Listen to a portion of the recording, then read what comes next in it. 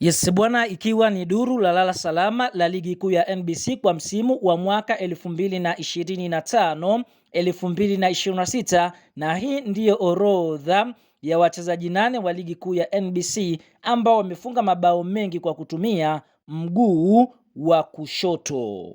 Mchezaji anayekamata nafasi ya 8 ni Clatous Chama wa Simba akiwa amefunga mabao 4. Nafasi ya 7 yuko Prince Dube wa Yanga amefunga mabao 4 kwa mguu wa kushoto. Katika nafasi ya 6 yuko Selemani Mwalimu wa Simba ambaye pia amefunga magoli 4. Nafasi ya 5 yuko Matthew Teges wa Pamba Jiji ambaye amefunga mabao 4. Katika nafasi ya 4 Fredrick Magata wa Kagera Sugar ambaye wa Mtibwa ambaye ana mabao 5. Nafasi ya 3 Saleh Karabaka wa JKT ambaye ana mabao 6. Nafasi ya pili Libase Gueye wa Simba ambaye ana mabao 6 na Kilala ni Alan Okelo wa Yanga akiwa na mabao 10 kwa mguu wa kushoto.